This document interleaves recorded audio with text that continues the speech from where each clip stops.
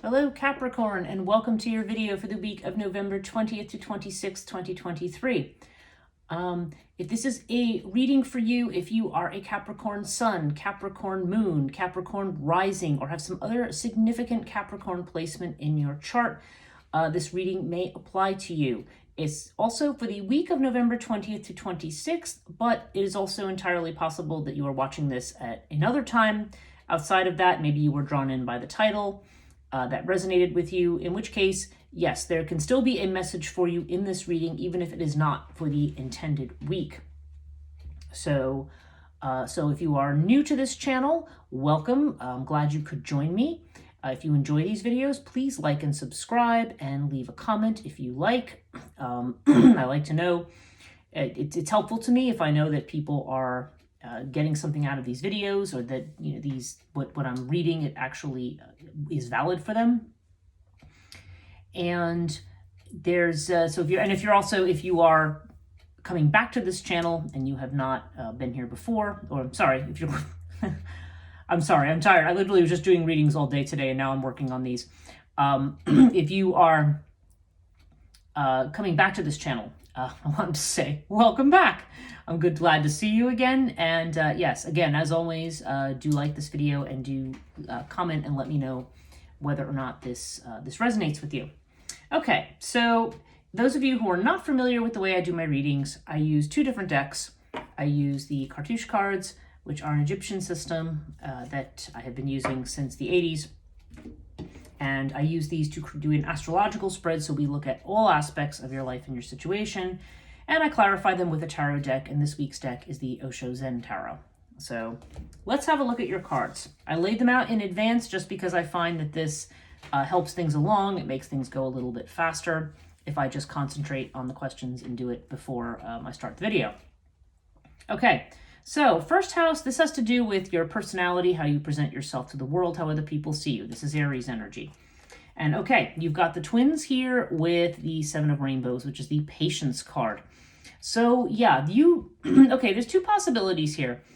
One thing is that you could be showing two different sides of yourself to people. You may switch off, you may I don't know, this actually feels like a very Gemini type thing. So some of you might have like Gemini rising or Libra rising or something like that. Because there's definitely this sense of, I don't want to say two-faced, because I don't think I mean it in a negative way like that. But there's the idea that there may be two different sides to you that have been coming out recently that people are seeing. And we have it with the Seven of Rainbows. So this is a card that has to do, as it says, it's patience, and it has to do with whether or not efforts we're putting into something are worth it. If perhaps we've been trying to make changes, maybe to self-care, or maybe to trying to change a certain aspect of, the way we behave, or something in our personality that we're trying to fix. What jumps into my mind are things like, oh, if you're always late for something, trying to be on time, just certain stuff. You may be wondering whether or not it's worth the effort that you're putting in. But the Patience card seems to indicate that if there are certain things that you are trying to change and are having some difficulties right now or challenges, this is saying hang in there, because it's going to be something, you're going to get to where you want to be eventually. The other aspect of the twins, by the way, could be sometimes this happens when you have met somebody, when you're newly in love, or when you're just very, very close to somebody. There's a particular friendship, family relationship, something that you are very, very connected to. Sometimes you reflect the personality of another person. So that's another possibility there. Second house is Taurus energy, and this has to do with your finances and also your values and your possessions. Okay, so this is actually the Justice card in this deck, and this is called the Breakthrough card, okay? And the reason being is that Justice often represents a rebalancing of something, and it also represents the truth coming out. So this is almost like you've, something with your finances, you finally had a breakthrough. You're finally seeing what the truth is about a situation, maybe what you need to do. And we have this with the Scarab card, and Scarab always precipitates new change. So this is a change to your finances. This could be a new source of income. This could be a new way of managing your money. This could be new monies coming in from somewhere. You could have a new job or something like that. So definitely a change to your money situation, perhaps as the result of a revelation or a breakthrough. Third house, this is communication. This is Gemini energy. So this has to do with messages that are coming in. If you are in your own business, this would have to do with self-effort. This sometimes has to do with your community and with your siblings as well, if you have brothers and sisters. Okay, so we have the Nepenthes card. I feel like there's information that you're waiting for. Again, whether it's just information in general or whether it's related to your business, if you are in your own business. This indicates something that has not yet been revealed. I feel like you are waiting for a message to come in or something to happen. And you have it with the Trust card. So this is saying that you need to take a leap of faith. You may have to act on something before having all of the information, or just trusting that information it could even perhaps be this financial change, but there's some kind of a change where it's telling you need to take this leap of faith, as it were. So so you're still waiting. You're still, okay, if you're concerned about something, if you're concerned about a message coming in or an opportunity or something to do with your business, or again, this could potentially have to do with a sibling. This is just saying whatever needs to happen or whatever you need to hear hasn't happened yet, but just trust that it will. Okay, fourth house, this is about your home, your family, and your environment, and also your sense of security. And okay, you may be worried about certain things lately. You have the Sorrow card here.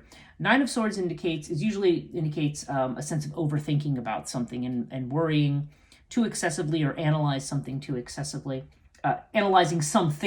excessively, excuse me. And we have it with Toss. So there's a very physical sense of building with this card. So this could have to do with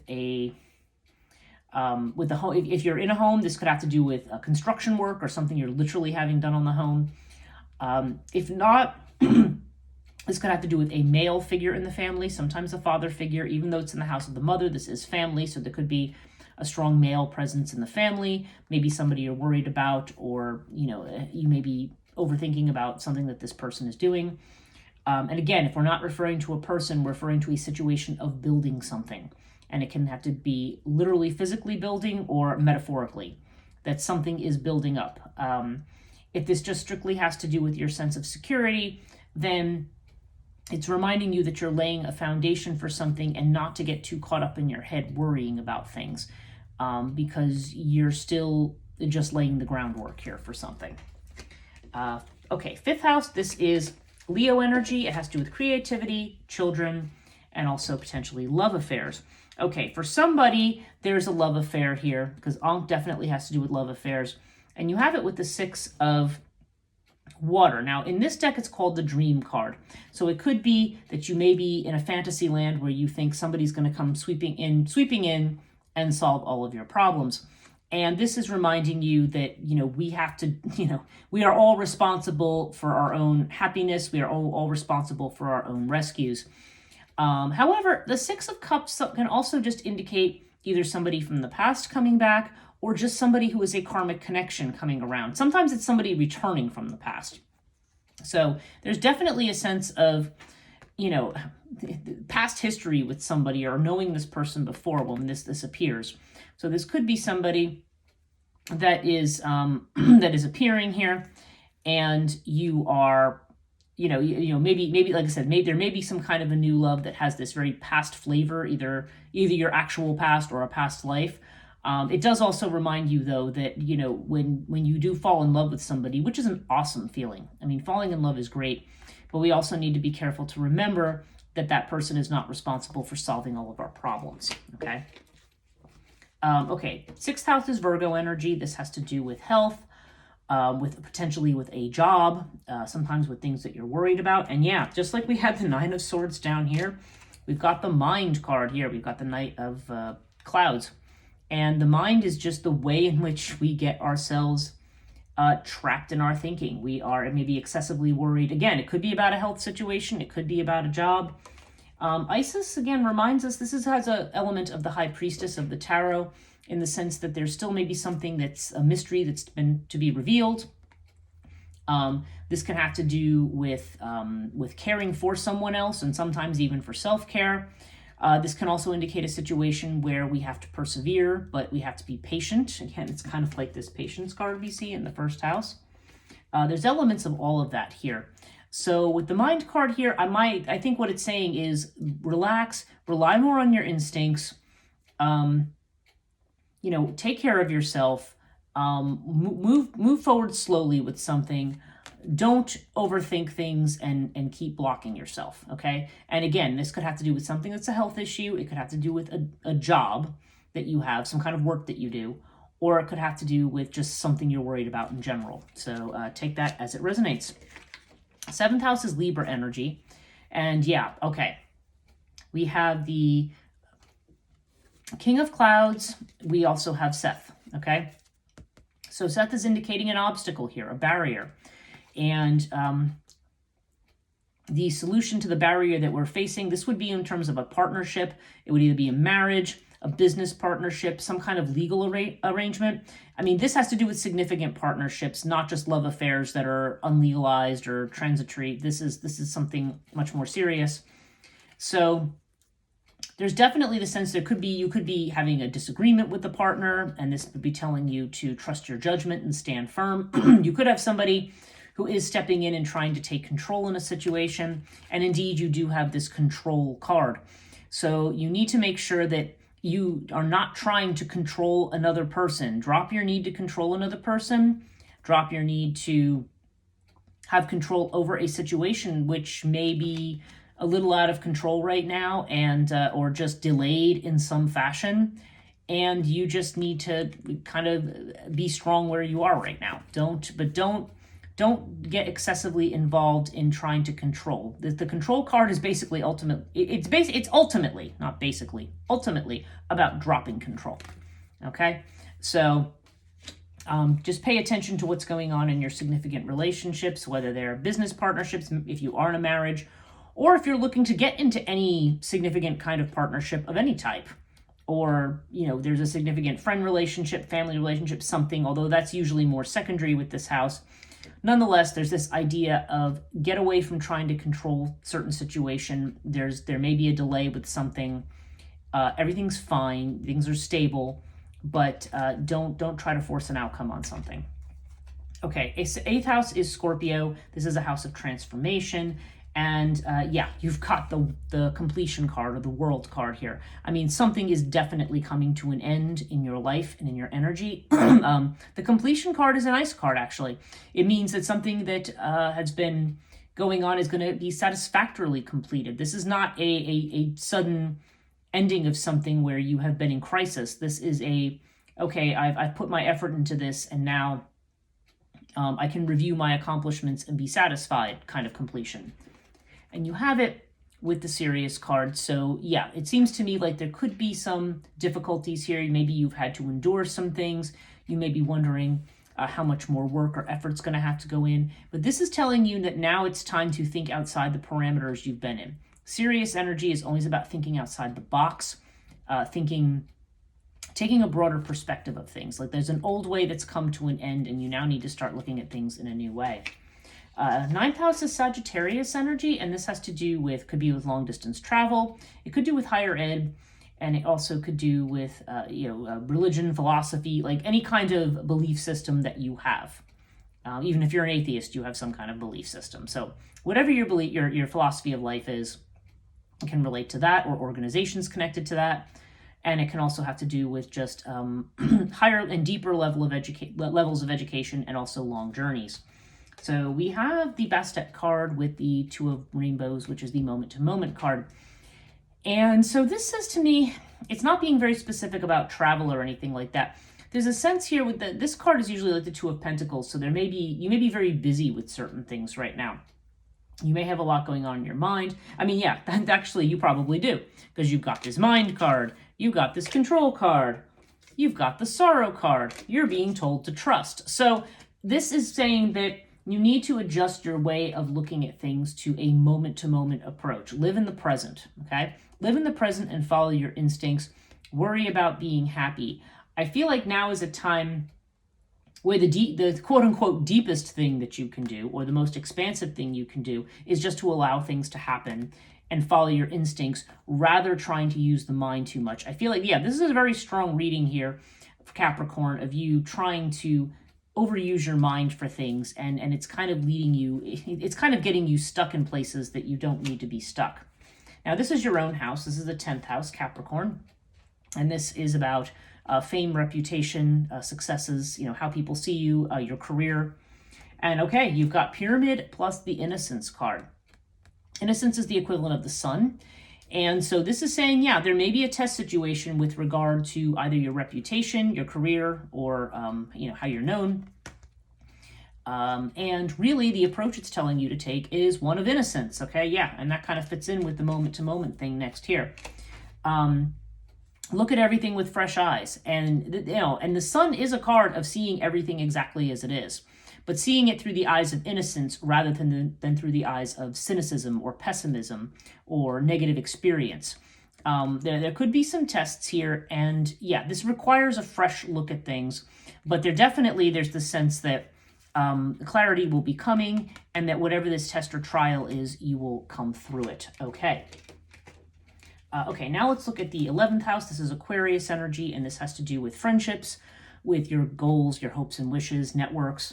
Okay, so you've got fire, so I feel like you are perhaps very committed to, you would be very committed to a particular course of action. I also feel for some of you, fire is about purging. So you may be in the process of deciding who stays and who goes in terms of your friend circle. If there's people who you feel are holding you back, or are being are toxic for you, I feel like this is a matter of, clearing those people out. And you have it with the Existence card, which is the Magician, the first card in the deck. And the meaning in this deck is that the sense that sometimes this comes up when we feel the world is out to get us. And this is kind of saying, take a deep breath, relax. And again, this seems to be really a product of this kind of overthinking. We may be too worried about what other people are doing. And this is saying, just go out and look at the stars. See where you are. See where you fit into this situation. There just seems to be this sense that you may be taking a lot of things way too seriously. You may be very intense about certain things. And the best use of your energy is just to let things be and just let yourself see the bigger picture. Okay? 12th house is Pisces energy. And Pisces has to do with what we are afraid of, what's hidden. And okay, so we have Earth along with the Going with the Flow card. Okay, Going with the Flow is the Ace of Cups. So we could have fears around security or finances here. We may be worried about money. And there seems to be a new situation. So some of you, there might be a new, it kind of makes sense because I'm seeing this love affair that might be very intense, but also this worry about the long term. Because this often comes up when new love is in the picture. And again, going with the flow is the advice. It's like, you know what? You're at the very beginning of something. You may be too up in your head about security. And really what you need to do here is to allow this water element to take over here. You need to go with the flow. You need to not be spending your time very rigidly trying to control things, okay? Or worrying too much about the future or about your security. I feel like there's, you are in flux right now. As I mentioned over here, something is completing. And yes, there is some work to be done here, but it's not work that you're not capable of doing. I mean, you will be able to work your way through a particular situation. So yeah, a lot of overthinking, a lot of sorrow. You may be looking for someone to rescue you from this. And that's not... you don't need somebody to rescue you. You are capable of doing things yourself. Yeah, that may also be why we see the twins up here. We may be leaning our identity very heavily on somebody else. And this is saying, look, there's no need to do that. Like what you're coming into your own here. Okay. Now, overall, yeah, we definitely have this sense here. We have the Lotus with the receptivity card, which is the Queen of Water or Queen of Cups. So this is definitely about getting in touch with your emotions, getting out of your head, relaxing, calming down, perhaps meditating, just taking time out to do something unimportant, and just allowing yourself to receive. I mean, this is not about, you don't need to logically analyze everything. This definitely feels like, you just need to trust your own judgment and allow yourself to receive. And don't rely too heavily on others. I mean, yeah, there could be a wonderful love affair here, and there could be somebody coming up in the past, but that person's not going to be the one to solve your problems. And I'm feeling strongly, at least for somebody here, that there's a relationship that you're not going to be able to control what it is or what direction it's going in. So you may need to, this whole thing is about loosening control and taking the attitude of a child again. So that's it for you this week, Capricorn. I hope this is helpful. Definitely like, subscribe, let me know in the comments. Thank you for watching, and we'll see you next week.